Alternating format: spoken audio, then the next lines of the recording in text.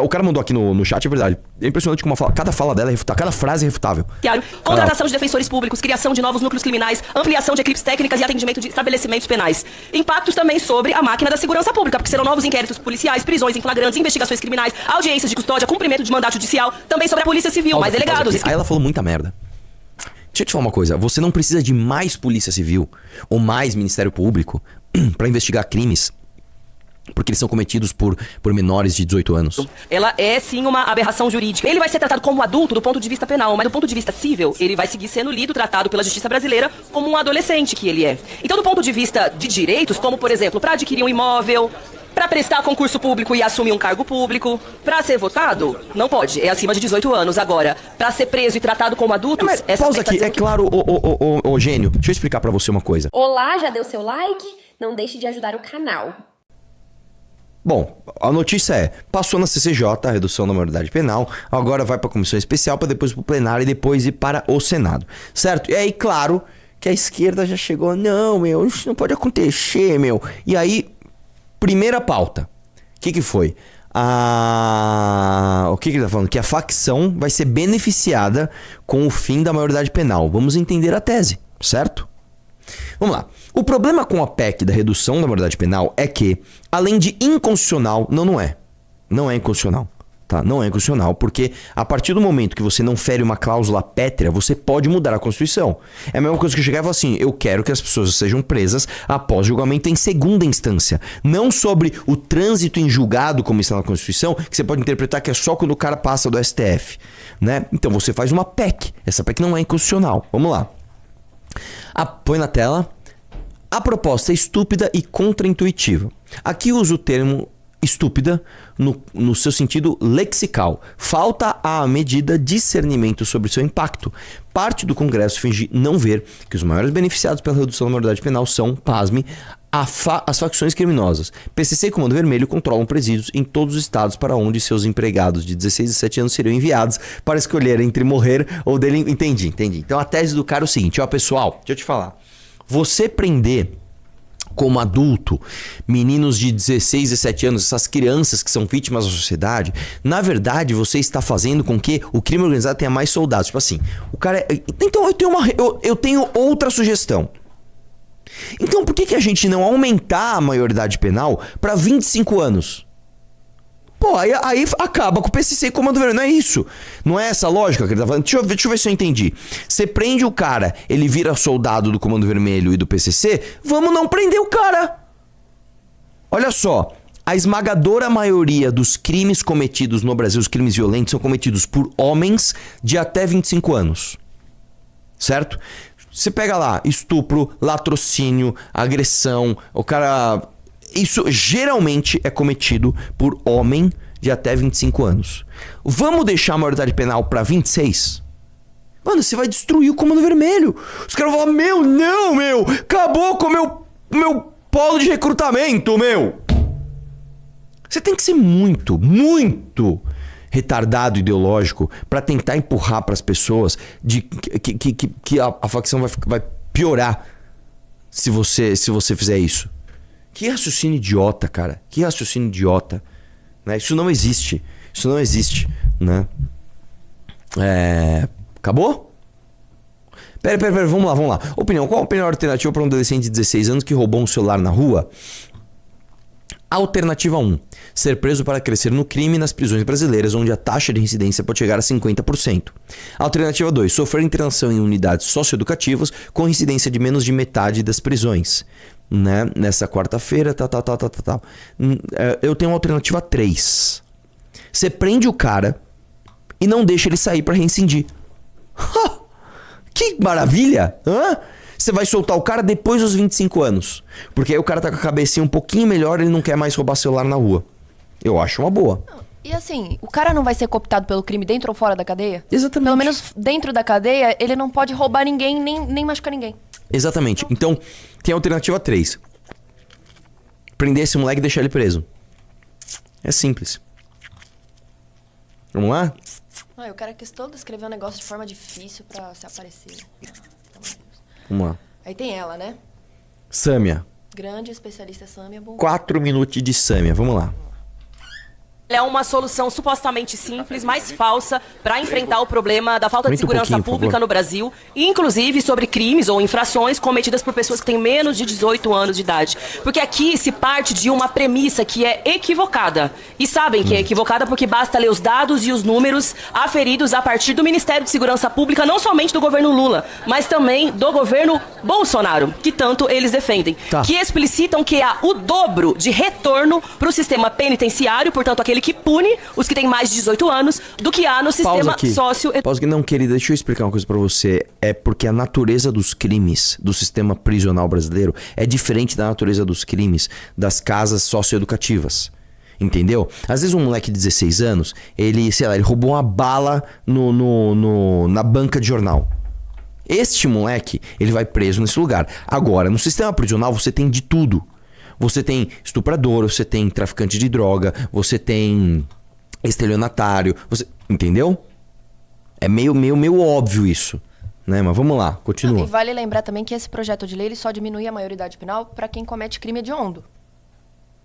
Não é para crime geral, é para quem comete crime hediondo.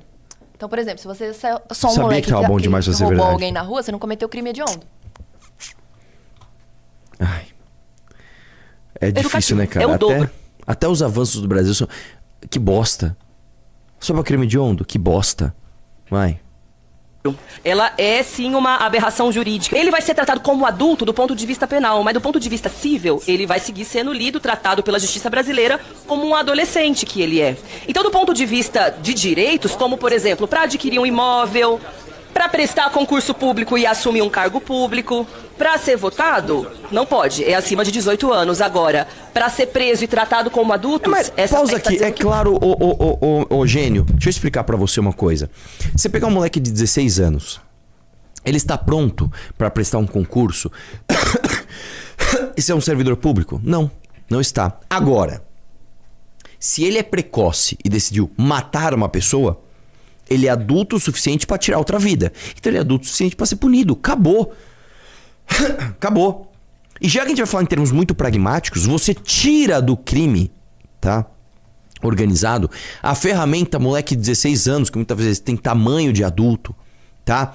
Raciocínio rápido, tá? E destreza de um adulto, tá? Pra cometer crime e ser punido como criança. Você tirou essa ferramenta.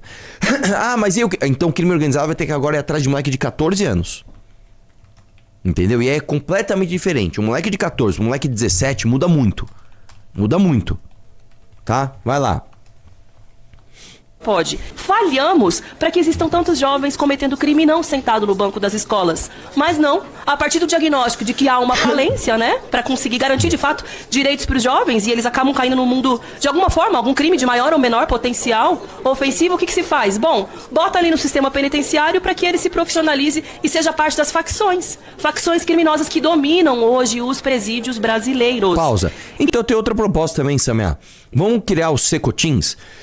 Nós vamos criar um presídio de segurança máxima, onde nós vamos prender traficantes de drogas e todos os membros faccionados do Comando Vermelho, do PCC, da ADA, do TCP, da GDE. Nós vamos jogar tudo lá dentro, fazer igual em El Salvador, um presídio de segurança máxima, naqueles moldes, comida sem proteína, cela sem teto, é uma grade com policial em cima, luz acesa, branca, 24 horas por dia, banho de sol de 1 hora, se não me engano é por semana, sem exercício físico, todo mundo de roupinha ali, ó, bermudinha, camisetinha e chinelinho branco, tá? E tomando tapa na cara, o menor sinal de desacato.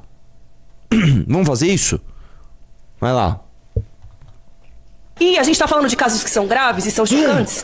Parece e dá a impressão de que a maioria das infrações cometidas pelos adolescentes são de crimes assim gravíssimos, mas eles não são, eles são menos de 0,5% dos crimes cometidos. Pronto. Então a estatística que você trouxe anteriormente já sequer faz sentido para sua argumentação. Se você está me dizendo que, olha, o sistema prisional tem o dobro de incidência das casas de acolhida, vamos chamar assim. Não é casa de acolhida, chama Fundação Casa, né? Tipo o FEBEM da época. Já não faz sentido esse dado, porque você está tratando de 0,5% desses jovens que são os que cometem crimes hediondos. Então acabou. A sua argumentação até aqui, ela foi desfeita pela sua própria fala. Continua. cometidos pelos jovens, pelas infrações. 0,5%. O tráfico de drogas, as facções, elas vão buscar jovens ainda mais jovens. Se hoje é 16 anos, vai ter 14. Vai ter 12. Aí vai ter um gênio que vai dizer, não, então a redução tem que ser pra 14. Pausa. A redução tem que ser pra 12. Aí Sim. Sim, eu vou te falar, existem muitos países, tá? Onde, dependendo do crime, você não tem maioridade penal. Dependendo do crime, se o moleque estuprou, torturou e matou um outro ser humano, não importa se ele tem 14 anos. Ele vai preso pro resto da vida, acabou. Ah, mas pô, ele foi uma vítima de um pai abusador. Ele foi uma vítima da sociedade. Que triste para ele, que seja triste para ele, não pro resto da sociedade. Porque vamos lá, vamos entender uma coisa. Se você tem um jovem, vamos por aí um jovem de 14 anos, que por algum motivo, não importa se é porque ele sofreu abuso sexual, se é porque o pai dele era um filho da puta, se é porque a sociedade falhou, não importa, ele é uma mente doente. Ele é um psicopata que torturou e matou uma pessoa, certo? É melhor, vamos fazer uma conta, é melhor que esse moleque fique solto fazendo outras vítimas, ou é melhor que ele, que já está estragado, fique preso e salve as outras vítimas de sofrerem isso? É uma coisa meio simples de se pensar. Porra, falhamos com esse moleque de 14 anos. Vamos procurar medidas para que isso não aconteça mais. Dito isso, prenda-o, porque ele vai ser o motor de outros jovens de 14 anos que podem ser estragados a partir das ações maldosas dele. É uma coisa simples. É uma coisa simples. Tá? Vamos lá. Busca um menino de 10, aí você busca um menino de 9. Daqui a pouco vão querer que criancinha esteja atrás das grades, porque não estão enfrentando a lógica do tráfico e do porquê que eles aliciam as crianças e os adolescentes para que façam esse papel. Estão botando ele atrás da cadeia, porque ninguém conseguiu resolver a vida desse adolescente. Aí tem um gênio que resolve o quê? Botar ele ainda mais em contato para que seja um faccionado e para que aí sim siga reproduzindo o horror, a morte e a violência na sociedade brasileira. E eu quero saber, para os que se dizem ultraliberais, os reis da responsabilidade fiscal, que questionam todo e qualquer projeto, inclusive para enfrentar a violência contra a mulher, eu vi isso há 3 semanas aqui nessa mesa CCJ, não pode porque tem custo. Não pode porque vai ser gasto pro governo. Pausa. Vocês já pararam? Pausa. Você não vai vir com esse argumentinho merda, né? Ai, não. Deixa eu te falar uma coisa, querida.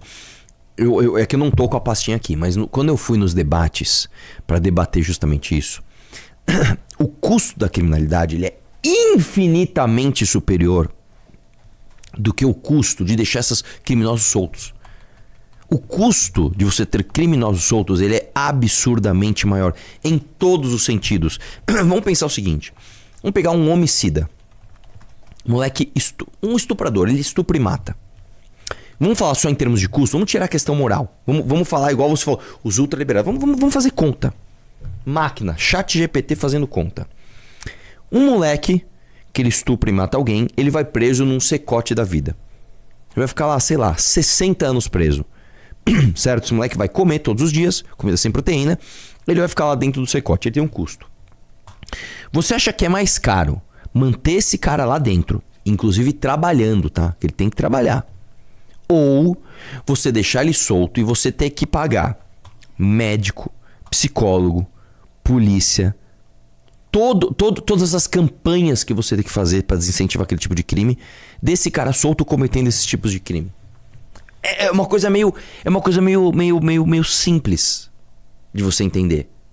É uma coisa meio simples de você entender. É como se você tivesse uma fábrica. Vamos pensar de modo ultraliberal. Mano, eu sou liberal demais, meu. Eu penso só em custo, meu. Tem uma fábrica lá. Aí tem um funcionário que não trabalha. Ele só fica aliciando os outros a não trabalhar, só fica dando problema.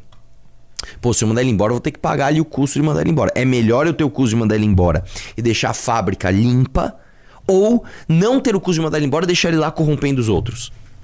Ué, vamos pensar de forma ultraliberal, mano. Eu sou lá o malvadão da Revolução Industrial, tô aqui cheio de máquina a vapor aqui, ó, só pensando nos lucros. Que pensamento idiota, cara. Volta lá, vai lá.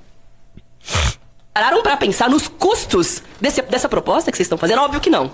Mas se não pararam pra pensar, eu vou ali dar uma pequena elucidada pra vossas excelências. Vai ter impacto sobre o Ministério Público Estadual. Novos promotores criminais, promotores novos de execução penal, equipes multidisciplinares. Pausa. Isso é mentira. Isso é mentira. Você não precisa necessariamente disso, porque o custo de prender essas pessoas não é uma coisa permanente. Você não vai ficar permanentemente prendendo mais pessoas. Se você prender e não soltar, em menos de 1 ano, isso também tem um monte de estudos internacionais que mostram, tá? Quando você prende um criminoso, tá? Você não só impede que este criminoso volte a delinquir, como você impede que outros criminosos que se incentivavam pela impunidade do criminoso original delinquam também. Então é um efeito em cascata. Puta, mano, tá prendendo, agora fodeu, para. A criminalidade baixa. E é óbvio, cara, que você tem um aumento de custo no começo. Vamos pegar o El Salvador. O custo da justiça em El Salvador, se não me engano, subiu 300%. Em quanto tempo? Em 8 meses, 9 meses. E depois não baixou ao patamar normal, mas ela baixou demais. Então assim, o custo da justiça era esse. Vamos sair prendendo todo mundo. O custo da justiça vai cá. Passou, apresentou todo mundo, ele volta pra cá. É uma coisa meio simples, Samia. E digo mais, no longo prazo, o custo se diminui, porque você vai ter menos criminosos. Porque no Brasil existe um sistema de incentivo para você cometer crime. Vai lá. Teve um cara que comentou aqui no chat, falou assim, ó, no custo da escala 5x2 ela não pensou, né? É verdade. Vai lá. Psicólogos, assistentes sociais e peritos de apoio, que é o que há no sistema penitenciário, contratação de defensores públicos, criação de novos núcleos criminais, ampliação de equipes técnicas e atendimento de estabelecimentos penais. Impactos também sobre a máquina da segurança pública, porque serão novos inquéritos policiais, prisões em flagrantes, investigações criminais, audiências de custódia, cumprimento de mandato judicial, também sobre a Polícia Civil, mais delegados. Aí ela falou muita merda. Deixa eu te falar uma coisa, você não precisa de mais Polícia Civil ou mais Ministério Público para investigar crimes porque eles são cometidos por menores de 18 anos. Porque, vamos lá, houve um crime. Roubaram um celular. Aí vamos supor que a vítima foi fazer um BO. O custo já tá ali, você concorda? Não se sabe se o delinquente tem 12 anos ou se ele tem 50. Você investiga. Se você descobre que ele tem 16 anos, o custo cai? Ah, não! É um moleque de 16 anos. Agora não precisa mais investigar tanto. Não, cara. O custo é o mesmo. Então, a sua fala não tem lógica. A sua fala não tem lógica. Você não precisa aumentar o efetivo da polícia porque você vai diminuir a maioridade penal. Ó, pessoal, agora a gente diminuiu a maioridade penal, agora tem que ter mais polícia. Não, tem que ter mais polícia porque tem que ter. Agora, isso não aumenta a necessidade de mais polícia. Isso é só mentira. Né? O cara mandou aqui no chat, é verdade. É impressionante como cada fala dela é refutável. Cada frase é refutável. Vai lá, volta. Escrivães, investigadores, agentes policiais, peritos criminais, mais impacto na polícia científica, com médicos legistas, papiloscopistas, técnicos forenses, também no sistema prisional. Meu Deus, ela tá... Vamos lá. Você sabe o que é um papiloscopista? Sabe o que é? É um cara que tira impressão digital. Ela falou, sabe o que é um médico legista? É o cara que vai lá, sei lá, morreu alguém. O cara vai lá fazer o exame nesse corpo, né? Pra ver por que essa pessoa morreu. Você acha que você vai precisar contratar mais porque você... Não, cara. Não, cara. Porque isso já é feito. Se uma pessoa morre, né? Sei lá, encontraram um corpo dentro de uma casa e parece que ela foi assaltada. Beleza. Você já vai ter que mandar o perito papiloscopista. Você já vai ter que mandar o médico legista. Você já vai ter isso. Já tem isso. Ela tá fazendo uma falsa associação que é o seguinte. Diminuir a maioridade penal significa necessariamente aumentar o número de crimes. Isso não é verdade. Vai lá. Construção de unidades, reformas estruturais, criação de alas específicas, aquisição de equipamentos, ampliação de pessoal de policiais penais, equipes de saúde, psicólogo. Então por que, afinal de contas, estão botando isso pra votar hoje, sendo que esse projeto é do ano de 2015?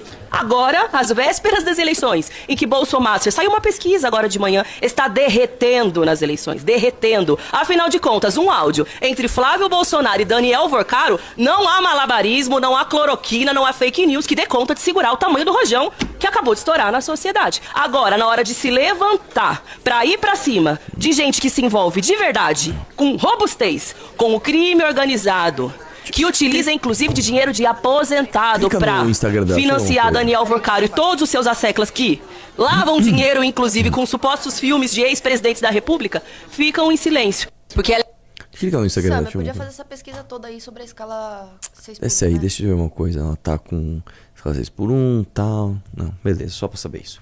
Vamos lá, próximo. Aí tem essa. Nossa. Dizer que a redução... Meu Deus do céu. Pausa, só põe na tela esse frame. Olha isso. Imagens que dão pra sentir o cheiro. Não, assim, nossa, cara. Nossa senhora. Meu Deus do céu. Vai, vamos lá. Não, sabe quem ela tá parecendo? Ela tá me parecendo um pouco aquele... É que vocês não vão lembrar. Aquele meme que o cara dá uma risada assim, ó. Aquele japonês dá uma risada esquisita assim, ó. Meme das antigas, né? Mas vai lá. Dizer que a redução da maioridade penal vai contribuir para garantir segurança para as famílias é uma falácia. A gente precisa enfrentar o coração da violência, que é o crime organizado. E como a gente faz isso? Encarcerando jovens, muitas vezes que podem cometer pequenos delitos? Claro que não. Pausa. Adolescente... Novamente, a PEC nem trata disso. A PEC não trata de jovens que cometem pequenos delitos. A PEC trata de crimes hediondos. Então, assim, novamente, a argumentação dela já vai começar errada. Vai lá, continua. Representam apenas 1,24% do conjunto de presos no sistema prisional e também por atos infracionais. A gente faz isso sufocando o crime organizado, bloqueando o dinheiro que chega no crime organizado. A gente faz isso controlando armas e munições que não nascem nas favelas. Isso é uma coisa... Eu vou te falar uma coisa. A esquerda, ela às vezes se apega numa coisa e acha que aquilo é a base pra você refutar tudo que qualquer outra pessoa possa propor. A esquerda tá com a mania agora de falar o seguinte: pra você combater o crime organizado, você tem que ir na Faria Lima e controlar a arma. É isso. Isso é uma das coisas. Isso é uma das coisas, tá? Você precisa controlar muito mais do que isso, minha querida. Porque eventualmente, armas vão passar pela fronteira e armas vão chegar no crime organizado. Já chegaram, esses caras já estão fortemente armados. Pra você buscar essas armas, você precisa de operação policial, precisa matar gente. Você não vai simplesmente pegar uma... tô com mandado aqui de busca de 20 fuzis que estão nessa comunidade. Dá licença que eu vou lá buscar. Começa por aí. Então, pra pegar as armas que já estão lá, tem que ter morte. Esse é o primeiro ponto. Segundo ponto, eventualmente, armas vão chegar. Porque as fronteiras são falhas de todos os países. Umas são mais controladas, outras são menos controladas. Cara, se tem um país que controla sua fronteira, é os Estados Unidos. Não entra arma ilegal lá? Não existem armas de fabricação caseira lá? Não existem armas de fabricação brasileira aqui dentro que são distribuídas pelo crime organizado? Então pronto. Então existe outra coisa. Esses dias a gente viu uma reportagem de um drone, que ele é do tamanho de um carro, que ele carrega até 80 quilos. Carrega sei lá quantos fuzis, dezenas de fuzis. Vamos supor que esse drone, eu não sei como ele chegou aqui, vamos supor que esse drone chegou voando. O cara passou. Como é que você controla isso, velho? Hoje você nem tem tecnologia, você não tem nem recurso para ter a tecnologia para supervisionar 100% das fronteiras. Então, isso é uma medida, uma delas. Você precisa de todas as outras. Você precisa matar essas pessoas, você precisa prender essas pessoas. Entendeu? Não adianta você pegar em uma e ignorar todas as outras. Porque fizeram uma operação na Faria Lima e não deu tiro. Tudo bem. Na Faria Lima não deu um tiro.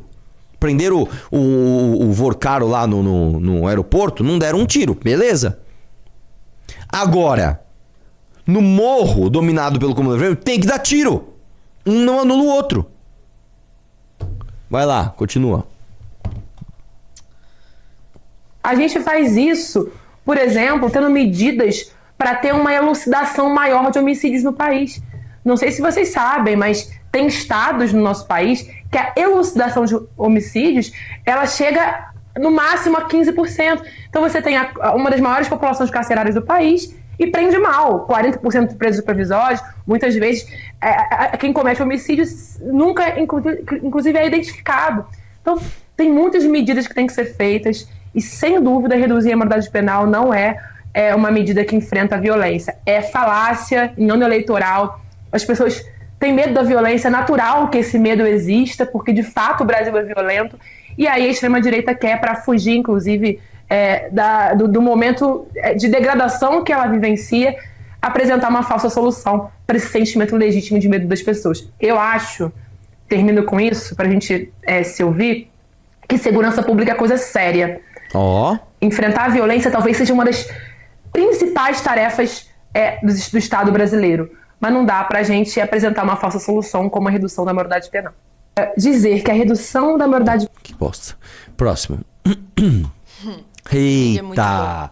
Falando dela, ó, você quer enrijecer pena, você quer prender e matar bandido? Tem que ser ela, hein? Não, esse Mulher dia- de garra, mulher de força. Tabatinha Amaral pra nós? Mete-lhe de Tabata, vai lá. Um minuto. Vamos ver.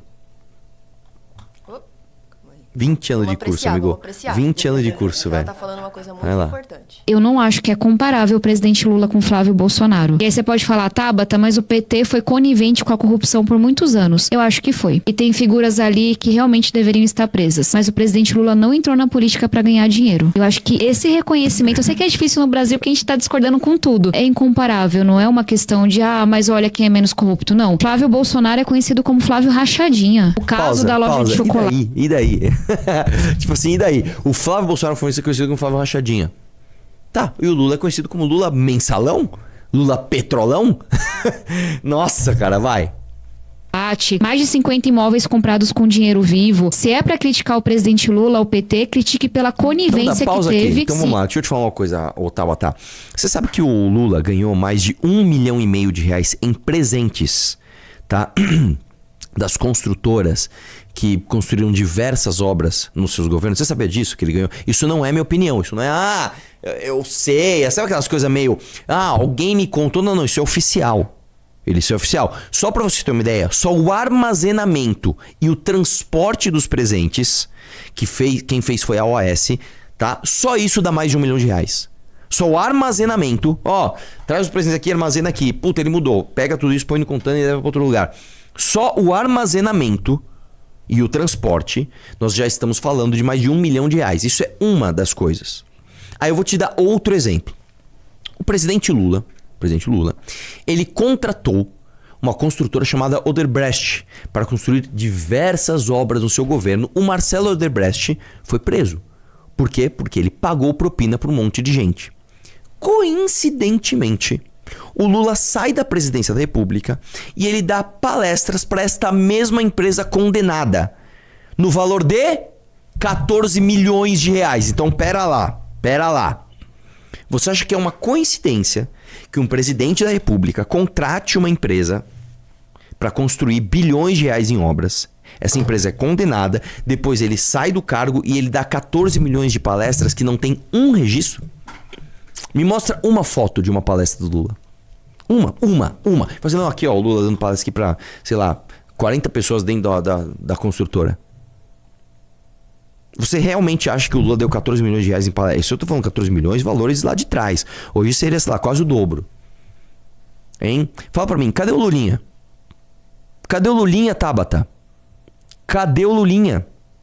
Você vai falar que o sítio não era do Lula?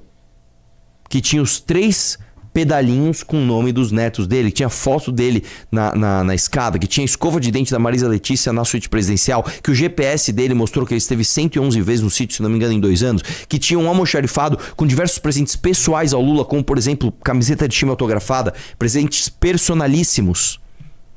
Você vai me dizer que o triplex dele no Guarujá, que estava no imposto de renda dele, ele declarou no imposto de renda, não é dele? Que o e-mail, tá, da Odebrecht do Marcelo Odebrecht pro setor de reforma da consultora, falando, a Marisa Letícia quer a cozinha assim. E aí quando você vai ver, a cozinha tá exatamente como ele falou. Não é dele. Que tem foto dele lá várias vezes visitando a obra, que tem testemunho dos funcionários do prédio falando que ele estava lá. Você vai falar que não é dele também? Você vai falar que o Zé Dirceu, enquanto presidente da Câmara dos Deputados, comprou um monte de deputados para votar com o governo Lula e o presidente Lula não sabia. Você vai falar que o PT, o partido PT, roubou a Petrobras para fazer campanha para Dilma e o presidente do PT não sabia. É muita cara de pau, velho. Ainda tem gente que olha pra trás e fala, ela é tão bonitinha, ela veio de baixo, ela estudou. Não, cara, ela é conivente com a corrupção. Ela é esposa de um corrupto. O marido dela, João Campos, mudou a regra de um concurso pra beneficiar o próprio amigo, velho. Ela entrou numa família de escravocratas. Ela entrou numa família que construiu sua fortuna tendo escravos no Brasil. O que seria o sogro dela faleceu, né, num acidente de avião, trágico acidente de avião, era corrupto da Lava Jato. Ela é conivente. Quando ela vê um corrupto, ela, ai meu Deus, quero casar com esse corrupto. Ela é conivente com isso. Continua. Fala pro Léo fazer corte disso, essa filha da puta. Vai. Mano, não xinga o Léo ao vivo, que feio. Vai. Por que você xinga o cara? Eu falei, essa filha da puta. Vai. É você. Por menos que isso, o Marçal levou a cadeirada, tá? Quem? O Marçal. Você vai brincando. É. E por mais que isso, o Nando tomou 2 tapas. Pois é. Vai. E aí, curtiu o corte? Então dá aquela ajudinha, deixa o seu like, compartilha e se inscreve no canal. Um abraço e até o próximo vídeo, porque o futuro é glorioso.